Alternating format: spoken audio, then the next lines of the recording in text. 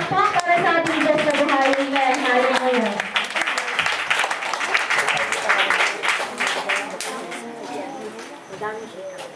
Praise God. Hallelujah. Purihin po ang Diyos sa hapon ito. At magandang hapon po sa inyong lahat, lalong higit sa ating Diyos na buhay. Tunay nga po na sa isang Kristiyano na tinawag ng Diyos, tunay nga po na sa bawat araw na tayo ay magkakasama sa mga ganitong gawain, ay tunay nga po na yan ang kagalakan ng ating puso.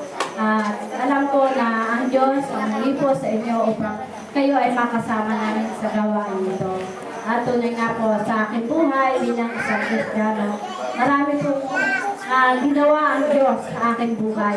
Ako po ay 1989 po ako nakakilala sa ating Diyos na buhay.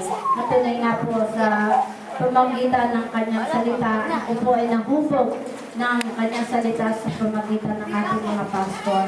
At tunay nga po, ikaw ay nasa kanya ng presensya, naandyan na yung mapubuting gawain, yung pagtupad mo sa kanyang sulatan, pagtupad mo sa kanyang mga ipinapuutos sa iyo. At tunay nga po na bagamat naandun po ang ating Panginoon sa buhay natin, alam ko na ang lahat ng bagay ay nababago. Maging ang lahat ng ating pagsasalita, sa ating mga ating iniisip, tayo po ay binabago ng ating Panginoon kung tayo po ay pasasakop sa Kanya. Diba?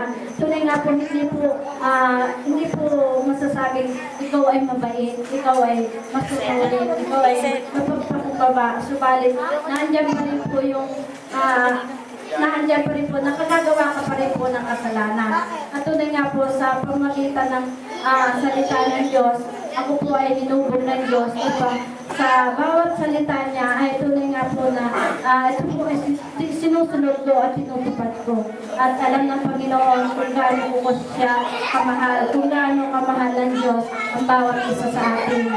At alam din ng Panginoon kung paano tayo susunod sa kanyang mga salita.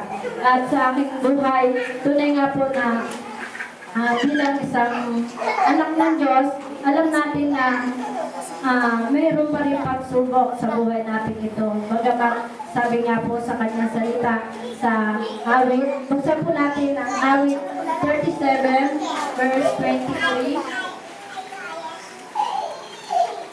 Ito po ay mababaw na salin ng ating Bible. Sabi nga po dito, ang gabay ng tao sa kanyang paglakad ay ito ang Diyos na upang paligtas. Sa gawain niya, ang Diyos nagagalak.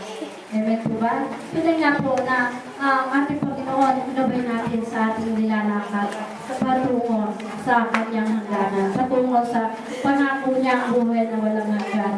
Kung kakamtin po natin ang pangako natin, Panginoon, napakasaya po natin bilang isang Kristiyano.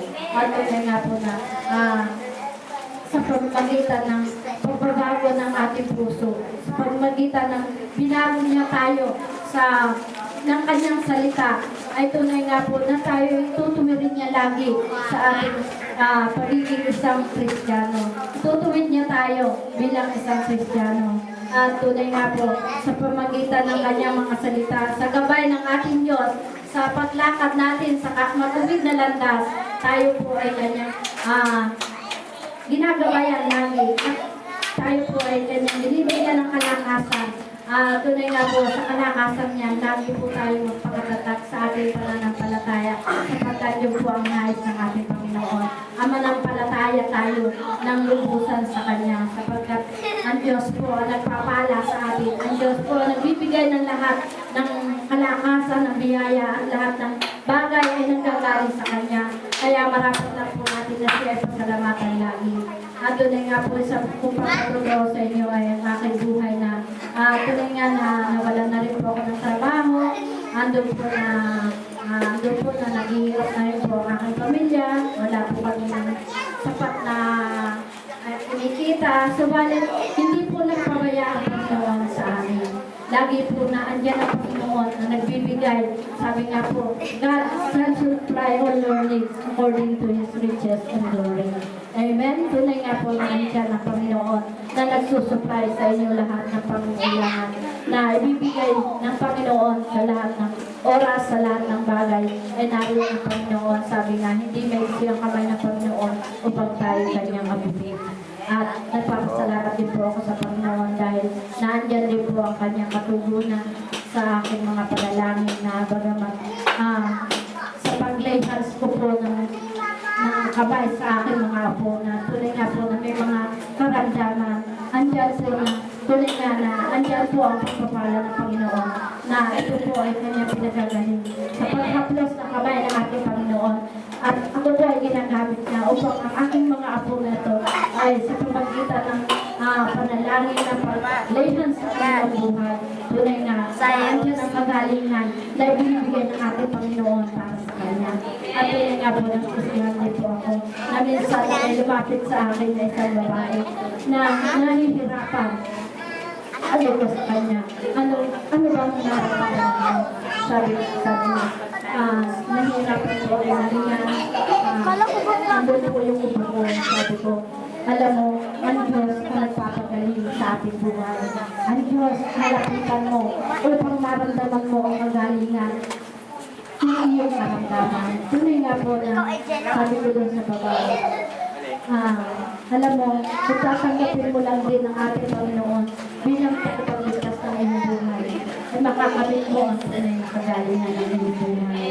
Sa isang babae po ngayon, tunay nga, na sumunod siya sa akin. Pinag-pray ko po siya, sumunod siya sa aking prayer, na pinatanggap ko siya sa ating Diyos na buhay. Tunay nga po na sa panalangin ko sa kanya na gano'n, andun na po yung pasasalamat niya na unti-unti rin po siya naibsan, bagamat nahirapan siya muna, nandun po yung pag-iyak niya sa ating Diyos na buhay. Iniyak siya dahil parang gumaan po ang kanyang karamdaman, gumaan po ang kanyang buhay. At sa oras na yon, nadama ko po na andun po talaga ang Panginoon na nagbibigay ng kagalingan sa bawat isa, na nananatili at umaasa sa kapangyarihan niya. At tuloy nga po, ang babae niya yung mga kagalawa natin, tumulong sa kanila, na nadaman niya na po ang kalingan ng kanyang physical na katawan. Hallelujah. Salamat po sa Diyos na tunay nga na ginamit lang tayo sapagkat alam natin na kung tayo ay malakas sa ating pananampalataya sa Diyos, pwede po natin inihal sa ating kamay sa mga taong may sakit upang sila ay makadama ng ganap ang kagalingan sa kanilang buhay. At tunay nga po na andyan ang Panginoon na patuloy na nagbibigay kalakasan sa atin, nagbibigay ng karunungan kung paano natin ma-survive ang buhay natin bilang isang Kristiyano. Paano natin maibibigay ang lahat sa ating Panginoon sapagkat alam ng Diyos kung paano tayo nagsiserve sa Kanya, kung paano natin ibibigay ang puso natin sa Kanya sa pagpupuri at pagdakila sa Kanyang buhay. At tunay nga po na sa ating buhay na ito, lagi po natin wag po na natin paglang bahala ang ganitong mga gawain, lalo magigit ang prayer sa ating buhay. Ang higit na panalangin ng hinihiling ng ating Panginoon na patuloy na pakikipag-ugnayan natin sa Kanya. Yun po ang the best para sa isang anak ng Diyos na patuloy na manalangin at patuloy na magampanan niya bilang isang Kristiyano ang isang buhay na halugod-lugod at ganap sa ating Diyos na buhay. Diba? Tunay nga po na napakabuti ng ating Diyos na buhay. Salamat po sa Diyos na naandyan siya palagi na laging nakaagapay sa aming buhay na ito. Bagamat marami kaming pagsubok, lalo din sa aming church na ito, ay tunay nga po na andiyan pa rin po ang pagpapala ng Panginoon sa bawat isa sa amin. At ito po ang 12 taon na pagsasalamat namin sa aming Diyos na buhay. Tunay nga po na kami ay nagtagumpay. Nagtagumpay po ang mga anak ng Diyos na tunay nga na ang Diyos lang ang tinataas sa aming buhay. Maraming salamat sa ating Diyos na buhay. At tunay nga na kung ikaw ay nananalig at nananalig